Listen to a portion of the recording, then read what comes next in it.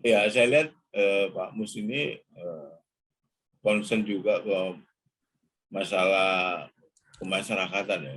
Ya. Diskusi sama saya itu berkaitan sama hal-hal seperti itu ya. Selain soal partai, soal bagaimana dia ketika dia menjadi Bupati Kudus gitu. Ya. Kemudian ketika dia mengumpulkan banyak orang, terus kemudian sama dia dikasih modal untuk agar bisa mengembangkan. Itu sering saya dengar cerita itu dari Pak Mus ya.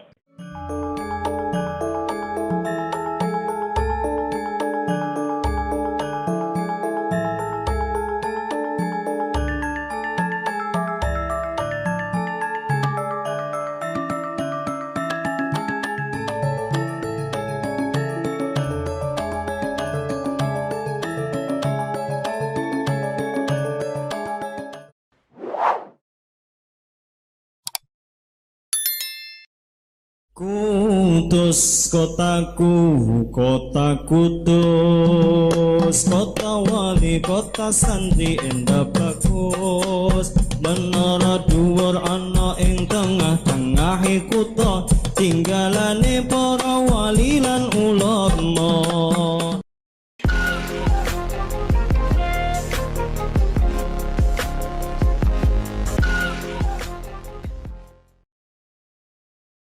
Assalamualaikum warahmatullahi wabarakatuh. Waalaikumsalam. Bersama saya Bambang Sadono di kanal Inspirasi Jawa Tengah dan Inspirasi untuk Bangsa. Mudah-mudahan kanal ini selalu bisa memberi inspirasi, motivasi, dan edukasi. Kami sedang mempersiapkan beberapa video wawancara untuk mempersiapkan buku Mustafa Memotret Indonesia dari Kudus tentang mantan Bupati Kudus dan sekarang anggota DPR RI. Nah, narasumber saya kali ini yaitu Bapak Johan Budi, lengkapnya Sabto Pribowo. Betul Pak ya? Johan Budi Sabto. Betul.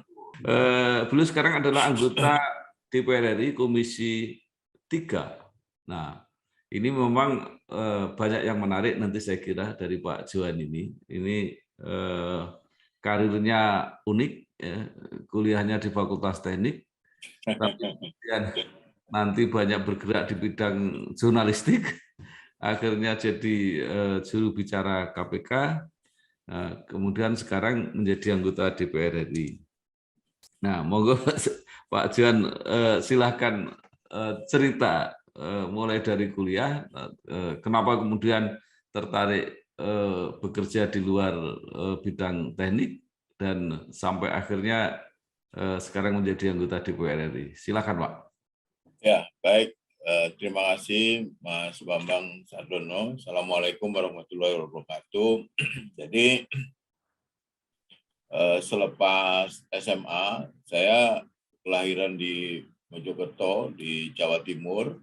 Selepas SMA di Mojokerto, saya melanjutkan studi di Universitas Indonesia di Fakultas Teknik jurusan Gas dan Petrokimia. Ya. Jadi di sana saya belajar tentang teknologi yang berkaitan dengan gas dan petrokimia. Selepas lulus dari teknik gas petrokimia di UI, saya sempat bekerja di beberapa perusahaan swasta, tapi nggak pernah lama. Ya. Pernah kerja di manufaktur yang merancang heat exchanger di pabrik, itu pernah juga.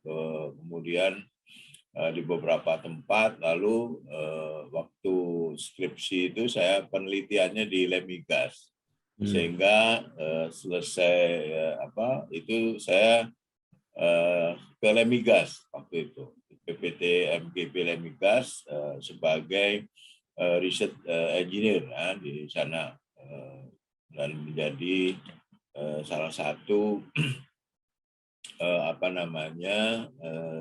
di bagian yang berkaitan dengan katalisator ya. Ini mungkin tidak terlalu penting, tapi perjalanan ini bisa menjadi ini ya, bisa menjadi kenapa kok saya kemudian belok Ya. tidak berkaitan dengan nah di ketiga ada di Lemigas. Saya tentu mengikuti kerja-kerja yang ada di Lemigas, ya, melakukan penelitian. Saya Hadi Supono, ucapkan selamat dan sukses pada Bangsa TV yang bulan Mei ini kita berusia 2 tahun. Pak Bambang Sadono dan Pak Bambang Sadono Junior semoga terus sukses mengelola kanal YouTube Inspirasi Jawa Tengah, Inspirasi untuk Indonesia, dan terutama televisi bangsa.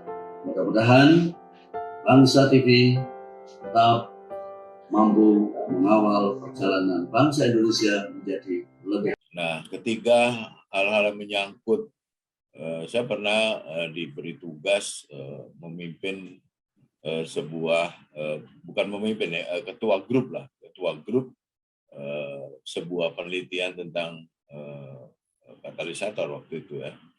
Dan itu yang kemudian membuat saya merasa tidak cocok gitu, ya, jadi pegawai negeri yang ada di situ gitu. Ini kisarannya tahun 92, 93, 93, 94. Nah. Kemudian semakin lama saya merasa bahwa saya tidak cocok kerja di belakang meja, kemudian melakukan penelitian, kemudian bersinggungan dengan proyek-proyek gitu yang menurut saya tidak sesuai dengan ini dulu, ya, zaman dulu, mungkin sekarang udah berubah. Yang akhirnya saya setelah 1,5 tahun, ya, pokoknya setelah saya diangkat jadi pegawai negeri sipil waktu itu, kemudian saya keluar. Nah, kebetulan saya suka nulis, ya, sejak mahasiswa saya suka menulis kolom di media. Dulu beberapa kali saya menulis kolom di media Indonesia, di majalah yang berkaitan dengan teknologi, jadi lintas keilmuan lah, kira-kira begitu. Dan bekal inilah yang kemudian saya melamar waktu itu ke sebuah media gitu. Saya anggap bahwa menjadi wartawan itu mulia gitu, ya. Bisa menjadikan seorang itu pahlawan, bisa menjadikan seorang itu sebaliknya. Di sisi yang lain, wartawan itu ketika itu, ya, sekali lagi ketika itu pandangan saya itu bisa ikut berkontribusi sebagai watchdog pengawasan terkait dengan pemerintahan, penegakan hukum, dan lain sebagainya. Sehingga saya mantap menjadi wartawan. Saya mengundurkan diri dari Lemigas, kemudian masuk di dulu ada namanya majalah Forum Keadilan, yang pemretnya adalah Karni Ilyas. Saya ngelamar situ sebagai reporter. Sejak dulu saya tertarik dengan masalah-masalah penegakan hukum, ya. Apakah itu korupsi, apakah itu politik yang berkaitan dengan penegakan hukum, itu saya tertarik. Kemudian saya ngelamar, saya diterima menjadi wartawan.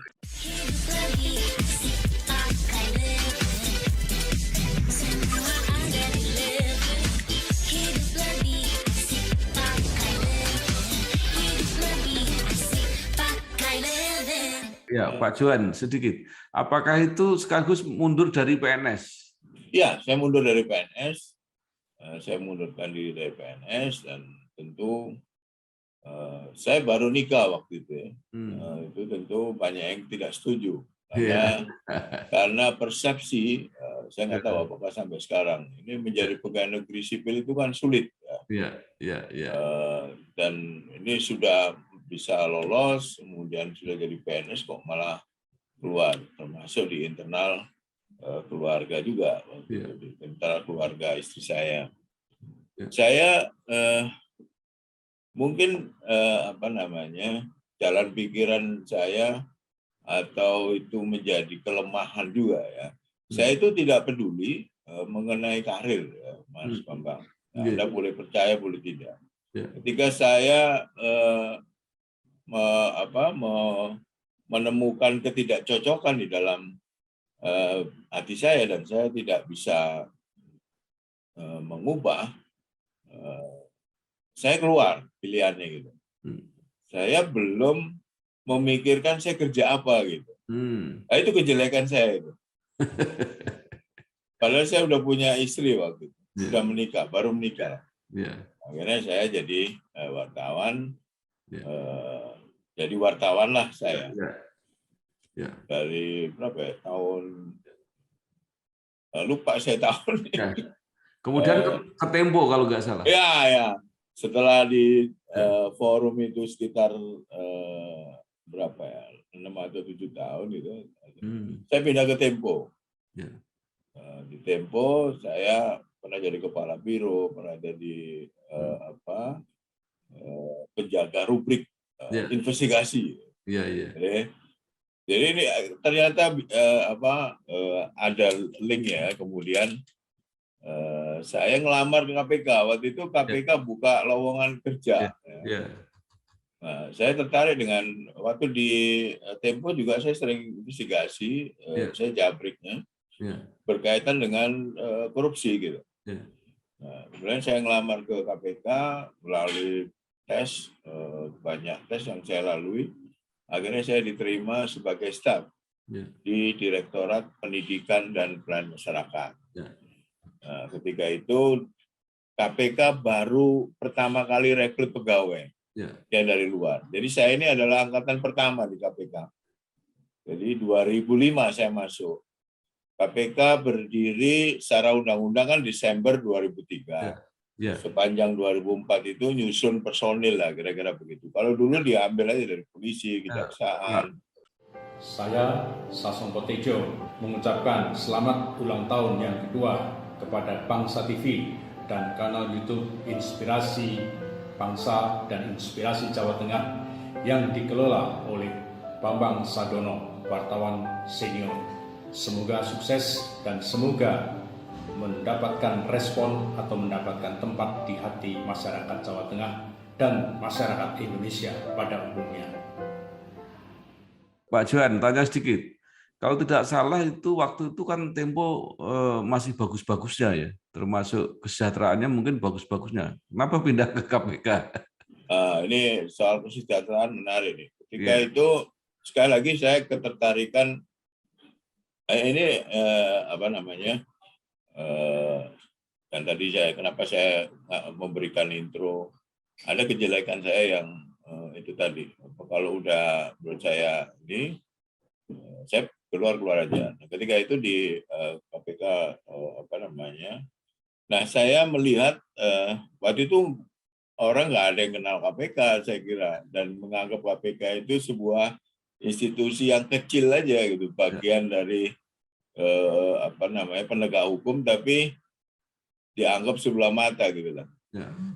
Saya ngelamar, dalam pikiran saya kan kalau jadi wartawan itu hanya bisa nulis, kalau di KPK saya bisa kontribusi secara langsung.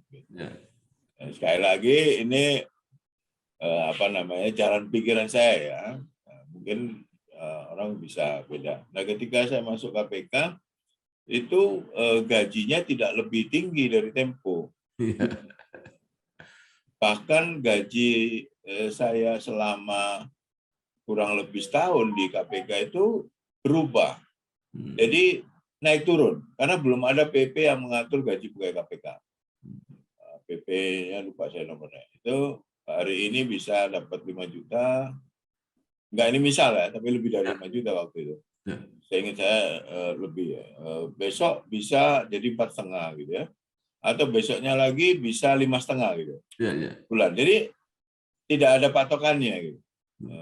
Saya staf waktu itu direktur itu berapa ya? Direktur itu sekitar 15-an kalau nggak salah waktu itu. Jadi direktur di KPK.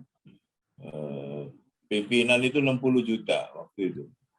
2005 itu pimpinan KPK gajinya 60 juta nyel gitu ya. Jadi nggak ada tunjangan apa, nggak dapat mobil, tapi yang 60 itu. Nah, ini bisa di-compare. Sekarang jauh kesejahteraan yang diterima oleh KPK.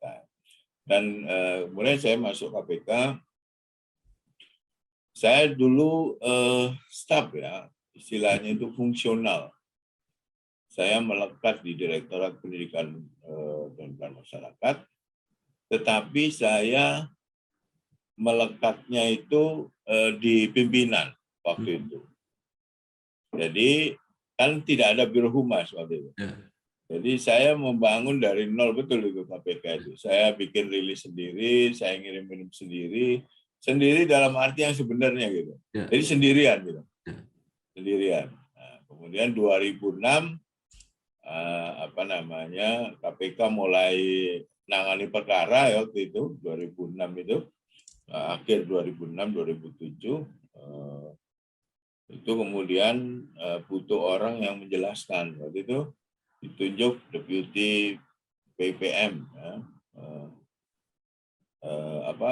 dianggap oleh Pak Eri waktu itu, oh ini nggak bisa, udah Johan aja gitu. Saya ditunjuk, posisi saya staf ya, golongannya itu golongan rendah gitu. Kemudian saya ditunjuklah sebagai juru bicara KPK. Ini ada keputusan pimpinan pakai SK. Jadi Anda bisa bayangkan ini staf kemudian diangkat dari juru bicara KPK yang melekat tidak ke direktur, tidak ke deputi, tapi ke pimpinan KPK. Jadi kantor saya dulu pindah-pindah, kadang di ruangannya Pak Rupi, kadang di ruangan Pak Eri, kadang di ruangan Pak Tumpak.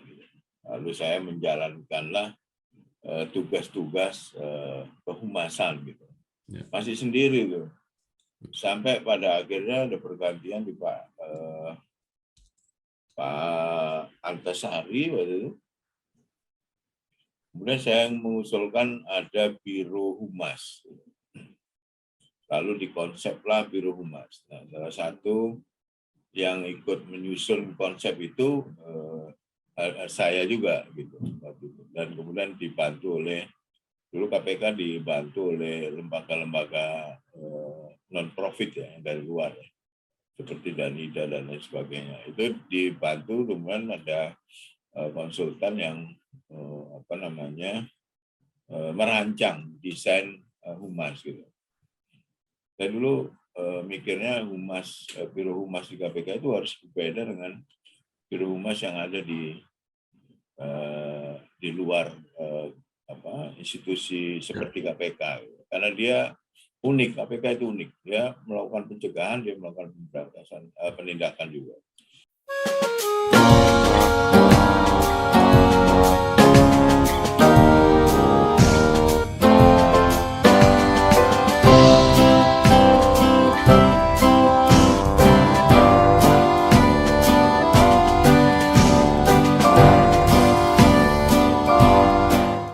Saya Bambang Sadono, sekarang sedang berada di kuliner ayam bakar yang paling terkenal di Kecamatan Tunjungan, Kabupaten Blora. Ini namanya Bu Jami. Kulinernya adalah ayam bakar dan ayam goreng, Ibu. Ini luar biasa, pokoknya paling top, markotop di sini. Jadi kalau kita mau wisata ke Waduk Greneng, ini juga salah satu objek wisata yang terkenal di kecamatan ini. Jangan lupa mampir di ayam bakar, ayam goreng Bu Jami. Pokoknya luar biasa, maknyus katanya, betul nggih? Saya kira mari kita coba.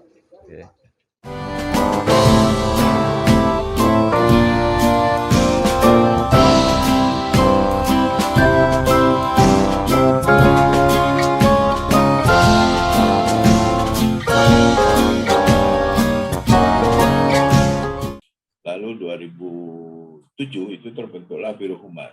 Lalu dilakukan seleksi, dibuka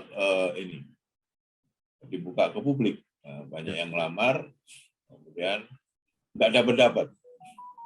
Akhirnya saya jadi kepala Biro Humas.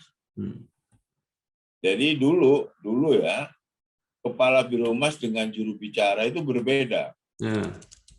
Jadi kalau saya SK-nya ada 2, SK juru bicara dan SK kepala biro humas.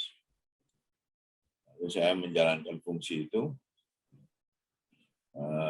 kemudian membentuk, ini ada cerita ini, membentuk wadah pegawai.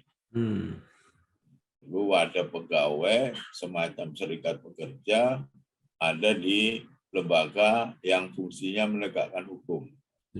Nah, itu kan nggak masuk logika orang awam. Kalau lembaga pendukung itu biasanya garis komando. Tapi ini diakomodir oleh orang-orang seperti Pak Eri, Eri Riana. Kemudian ada PP ya, PP 2005 ya, PP-nya 2005 yang kemudian di situ ada di state tentang perwakilan pegawai. Yang kemudian dibentuklah wadah pegawai. Saya ketuanya waktu itu. Wadah pegawai yang pertama itu saya ketuanya pada era pimpinan yang pertama, zaman Pak Ruki. Kemudian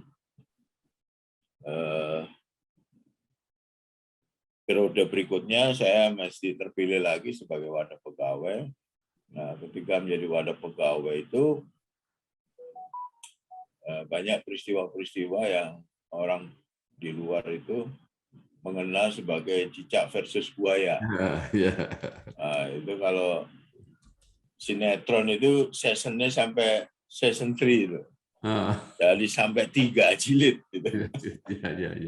Nah, saya berada di situ dan pada cicak buaya yang pertama, dan saya selalu menjadi juru bicaranya di tengah-tengah krisisnya KPK. Kita menganggap bahwa itu krisis ya, krisis kelembagaan. Karena quote-unquote berseteru dengan kepolisian waktu itu ya, karena ada yang dijadikan tersangka. Pertama yang Pak Joko ya kalau nggak salah, itu sempat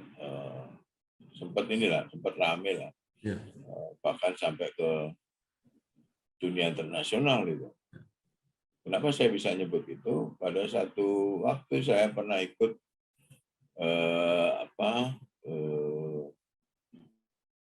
seminar anti korupsi yang diikuti oleh lembaga anti korupsi 167 lembaga waktu itu di Brasil tahun 2010 kalau nggak salah, apa 11 itu. Ini saya mau cerita itu betapa KPK itu di luar waktu itu dikenal juga. Jadi di dalam diskusi di panelis di depan itu ada topik tentang cicak versus buaya. Itu sebenarnya menceritakan tentang berdiskusi, narasumbernya itu dari SFO-nya Inggris ya, saya ingat saya.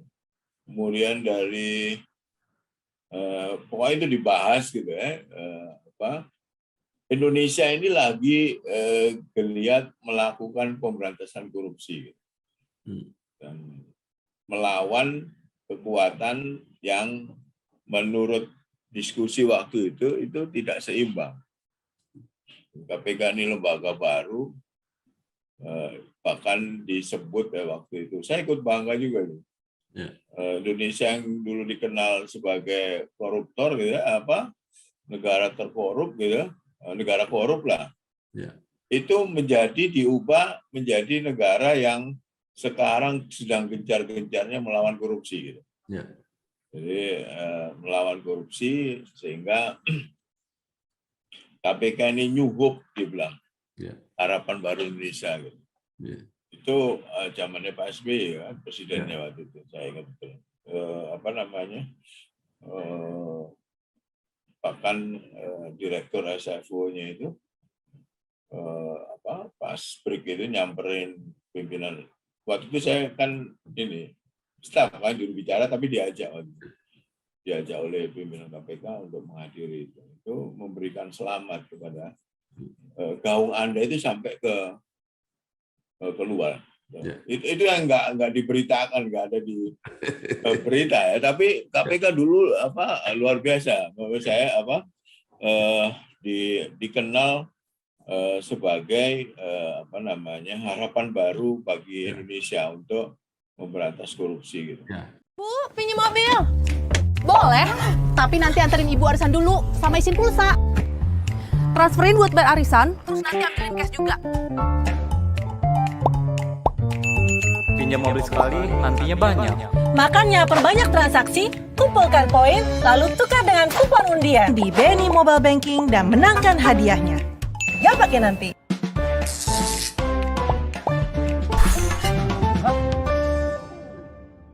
Baik, ya, Pak Johan juga kemudian dikenal sebagai juru bicara terbaik ya. Saya lihat ada beberapa penghargaan. Tetapi yang mau saya tanyakan bukan itu. Dengan orang yang merintis sejak awal, kemudian banyak terlibat proses di tugas KPK, menjadi juru bicara yang sangat fenomenal lah ya, orang semua kenal. Tapi ketika nyalon untuk menjadi pimpinan KPK nggak diterima. Gimana itu ceritanya, Pak? Jadi ketika Cicak versus Buaya yang terakhir itu saya diangkat menjadi PLT pimpinan. Ya. Saya waktu itu adalah deputi pencegahan. Kemudian diangkat jadi oleh Pak Jokowi karena ada 2 pimpinan tersangka jadi PLT pimpinan. Nah, setelah dari PLT pimpinan, kemudian ada masa jabatan berakhir, ada seleksi. Saya ikut seleksi itu waktu itu. Dan Anda juga bisa melihat di YouTube ya, bagaimana saya mengikuti seleksi itu. Karena waktu itu kan saya satu-satunya yang menolak revisi Undang-Undang KPK. Nah, dan itu yang kemudian setelah saya diwawancara, saya bilang saya tidak bisa aja saya bicara, saya setuju revisi undang-undang. Begitu nanti saya dipilih, saya nggak setuju kan bisa juga. Tapi saya nggak mau begitu. Saya bukan tipikal orang kayak begitu. Sampaikan bahwa revisi undang-undang KPK yang sekarang itu maksudnya yang waktu itu ya. Kalau lihat draftnya ini melemahkan, tidak memperkuat. Kita boleh berargumentasi panjang lebar bahwa ini tujuannya untuk melemahkan lembaga KPK, bukan menguatkan. Gitu. Mereka kan suaranya dulu itu kan menguatkan KPK gitu kan. Revisi undang-undang KPK itu berkali-kali dulu dilakukan, tapi mental terus kan. Nggak pernah berhasil dulu kan. Kalau kita giring opini kalau mau merevisi undang-undang KPK berarti pro koruptor gitu kita. Akhirnya kan nggak jadi sampai pemerintahan Pak Jokowi yang kemarin itu. Jadi terkonfirmasi salah satu alasan saya nggak dipilih katanya itu saya tidak setuju revisi undang-undang KPK. Tapi saya yakin ada faktor lain. Jadi ada faktor-faktor lain ya, faktor politis dan sebagainya. Nah, Pak Johan kemudian direkrut menjadi juru bicara presiden. Nah, pada waktu itu memang rasanya lebih tepat gitu ya. Juru bicara presiden ini kan sering terjadi pro kontra gitu ya. Ketika Pak Johan masuk itu agak menurut saya ya itu agak lebih bagus gitu. Nah, tapi cuma sebentar. Kenapa kemudian milih jadi anggota DPR? Jadi gini, ketika saya tidak terpilih jadi pimpinan KPK, kemudian saya mundur dari KPK. Jadi orang yang tidak tahu seolah-olah saya jadi pimpinan KPK itu selesai. Enggak, saya mundur waktu itu. Karena saya posisinya deputi pencegahan, masih deputi di KPK. Saya mundur. Saya sama sekali tidak ada pikiran jadi juru bicaranya Pak Jokowi waktu itu. Saya nggak ada. Habis ini saya jadi nggak ada. Bahkan saya ketemu dengan beberapa pemilik media waktu itu dan saya ingin kembali menjadi wartawan, menjadi tentu dengan posisi yang agak berbeda ya. Saya ditawarin ya oleh 2, ya, nggak usah saya sebut siapa, tapi oleh 2 kelompok media televisi. Saya dijadikan pemdanya, bahkan ownernya yang waktu itu, dan saya sempat ketemu itu. Hari Senin ya, saya mundur itu tanggal 1 atau tanggal 2, kemudian tanggal 3-nya saya ketemu dengan owner dan pemretnya media televisi itu. Kemudian saya ditawarin masuk menggantikan dia gitu lah. Kalau gaji pasti lebih tinggi lah dari gajimu yang di KPK gitu kan. Enggak, saya bukan soal ini, tapi saya memang tertarik pengen. Oke ya, gitu. Akhirnya udah deal tuh waktu itu. Tapi tidak ngomong soal gaji ya. Pokoknya deal saya mau ke situ. Itu hari tanggal 3 ya, Januari 3-4 Januari 2016. Kemudian saya besoknya orang istana yang ngontak saya. Kebetulan saya kenal juga kan sama yang di sesprinya Pak Jokowi sama Pak Pratik waktu nelpon. Mas JP dipanggil Pak Jokowi, dia bilang itu. Kemudian besoknya langsung ke Pak Jokowi saya ke istana, kemudian ketemu Pak Jokowi, dikasih tahu mau bantu saya enggak di situ ya, tugasnya seperti enggak jauh beda dengan tugas-tugas Pak Johan sebelumnya di KPK gitu. Saya kan ke juru bicara gitu kan, meskipun nomenklatur juru bicara kan nggak ada, jadi staf khusus bidang komunikasi gitu. Tapi tugas saya adalah menjadi juru bicara. Yang bikin saya kaget, saya kirain ditawarin, saya bilang ya, kemudian minggu depan atau enggak gitu. Minggu depan baru kerja, enggak begitu ternyata. Jadi saya dipanggil, kemudian dikasih tahu Pak Jokowi. Itu sekitar jam siang gitu, jam 1-an. Jam 2 disuruh ikut rapat kabinet. Jadi begitu saya ngomong karena saya mau ya gitu ya, saya bantu karena Pak Jokowi orang baik, sebelah nggak korupsi. Akhirnya saya jadi juru bicara Pak Jokowi hari itu juga gitu. Dan Kepresnya besoknya ada gitu. Jadi ceritanya begitu. Saya Mindo Sianipar dengan ini mengucapkan selamat kepada Bangsa TV yang dikomandani oleh Pak Bambang Sadono. Kiranya Bangsa TV bisa melanjutkan program-programnya yang memberikan inspirasi buat bangsa ini. Terima kasih, merdeka. Ya. Nah, kemudian jadi anggota DPR. Nah, gini, saya sebenarnya berbulan-bulan ditawarin itu. Mas Pram waktu itu awalnya nawarin tapi tawarannya itu dulu awalnya gini, Mas JB, ini dong, bantuin PDI kehumasan gitu, komunikasinya. Dulu kalau saya ingat tuh ICW baru ngeluarin ini partai-partai mana yang korup gitu kan. Kalau Anda riset itu ada tuh. Oke, saya mau, saya bilang, siapa humasnya ini juru bicaranya partai siapa, nanti bisa diskusi lah sama saya gimana. Kalau memang mau menyerap pengalaman saya gitu. Itu 6 atau 7 bulan sebelum ada pendaftaran caleg-caleg itu, saya bantu Mas, saya bilang gitu. Terus dia bilang, oh enggak, maksud saya bukan itu, tapi nyalek gitu. Waduh, tunggu dulu, saya nggak mau waktu itu. Nggak mau.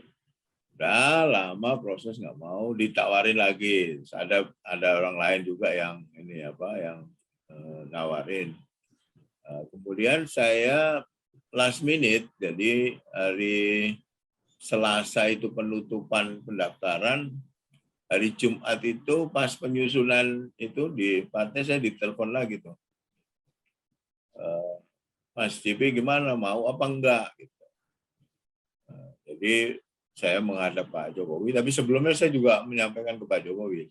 Saya menghadap Pak Jokowi, Pak, ya ini sekalian bantu Bapak kampanye. Gitu. Jadi ya nggak apa-apa, Pak Jokowi bilang ya nggak apa-apa. Sekalian bantu kampanye Pilpres. Lalu saya bilang oke ke PDI Perjuangan, lalu saya didaftarkan menjadi calon.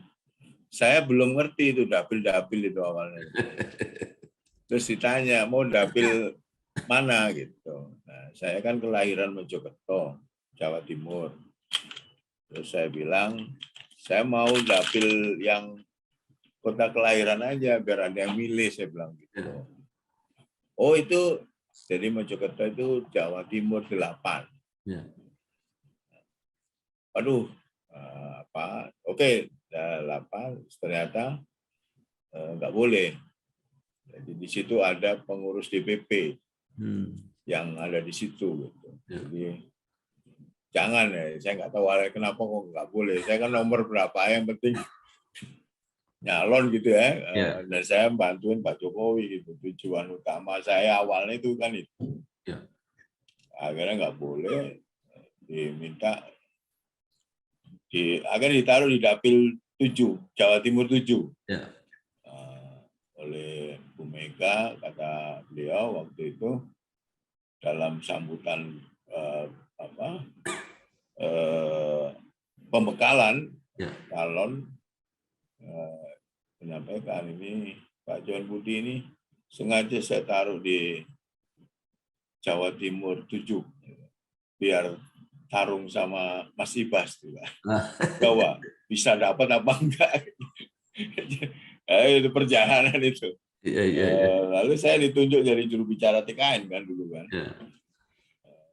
Setelah itu ya udah nyalek. Dan saya waktu kampanye itu jangan dibayangin kampanye yang seperti anggota DPR yang lain ya. Saya kampanye itu tidak hanya di dapil, tapi juga kampanye urusin di daerah Jombang, di Madiun, di Kediri. Saya datengin kayak Lirboyo waktu itu dalam rangka Pilpres. Jadi saya kalau kampanye itu yang penting milih Pak Jokowi. Saya sih nomor 2, 3 jangan dipilih juga nggak apa-apa. Yang penting kita harus keberlanjutan Pak Jokowi karena pembangunan nyata gitu-gitulah. Sehingga itulah. Ya, terpilih. Iya. Oke, sekarang kita pindah tentang Pak Mustafa ya. Pak Mustafa ini 2 kali jadi bupati, kemudian nyalon DPR, sekarang sama-sama Pak Johan di DPR. Apa yang Bapak ketahui tentang Pak Mustafa ini? Saya kenal Pak Mus ketika masuk di DPR ya. Dan perkenalan pertama saya diskusi, ngobrol gitu ya. Dan itu saya seolah-olah sudah kenal lama gitu sama Pak Mus itu. Jadi ada kesamaan kan kalau orang cocok itu kan nggak perlu lama kan, atau orang nggak cocok itu kan bisa nggak terlalu lama untuk bisa menilai oh ini cocok sama saya apa enggak gitu kan. Nah saya sama Pak Mus itu apa yang menyatukan saya nggak tahu kenapa kok itu, tapi kalau ngobrol sama Pak Mus itu kok cocok gitu ya. Saya itu merasa cocok. Chemistry. Ya itu diskusi banyak hal ya. Tapi saya mengenal ya pas ketika jadi anggota DPR. Ya. Apa menurut Pak Johan yang yang lain dari Pak Mustafa ini? Ya saya lihat Pak Mus ini concern juga ke masalah kemasyarakatan ya. Diskusi sama saya itu berkaitan sama hal-hal seperti itu ya. Selain soal partai, soal bagaimana dia ketika dia menjadi Bupati Kudus gitu. Ya. Kemudian ketika dia mengumpulkan banyak orang, terus kemudian sama dia dikasih modal untuk agar bisa mengembangkan. Itu sering saya dengar cerita itu dari Pak Mus ya. Dan soal prinsip-prinsip hidup ya, yang ada juga kalau ada satu peristiwa di sini gitu ya. Itu kadang-kadang sikap saya itu sama, menanggapinya itu dengan Pak Mus itu sama gitu. Dalam satu peristiwa gitu ya. Kalau menurut Pak Johan gimana? Kalau saya gini Pak, saya nggak setuju ini, nggak setuju itu. Pak Mus bilang ya saya juga sama seperti itu. Nah itulah chemistry itu yang kemudian. Tapi kalau saya mengurai itu, saya terus terang nggak tahu, ya nggak ngamati saya. Tapi saya itu aja lah, ada chemistry yang. Ya mungkin ada yang yang berkaitan dengan apa yang dilakukan Pak Johan selama ini. Kalau orang bicara jangan korupsi, kalau orang nggak punya peluang itu mungkin gampang. Tapi orang yang pernah jadi bupati yang memungkinkan untuk itu kan agak susah. Di lingkungan Kudus itu kan udah agak populer sampai sekarang. Tapi Pak Mus bisa menghindari itu, nggak pernah diskusi Pak itu. Ya Pak, kan dia cerita. Sekali lagi saya kan nggak tahu ketika dia bagaimana. Saya nggak mengamati lah paling tidak ketika beliau jadi Bupati Kudus. Tapi kalau dia cerita itu, ya itu dia nggak apa-apa dimusuhin asal tidak korupsi gitulah gara-gara itu. Banyak hal-hal yang dia lakukan itu seringkali ditentang gitu. Karena tidak mau memberi, misalnya tidak mau nyogok gitu dulu, tidak mau nerima upeti. Kalau sekarang itu kan banyak, bukan sekarang ya, dari dulu kan banyak bupati yang terima jadi kepala dinas, ongkosnya berapa, sampai hari ini ditangkepin KPK. Nah Pak Mus nggak begitu gitu, cerita dari Pak Mus ya itu tadi orang yang bagus ya ditempatkan sebagai kepala dinas gitu misalnya. Nah gini-gini kan chemistry-nya cocok lah gitu sama saya gitu, sehingga kebetulan ruangannya juga dekat sini.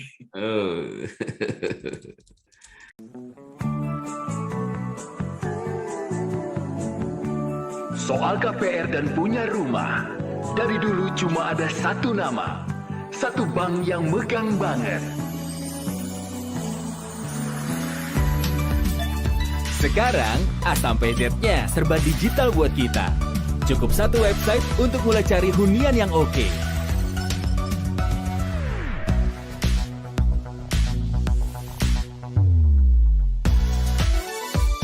Lagi sesibuk apapun, cukup satu fitur ngajuin KPR online.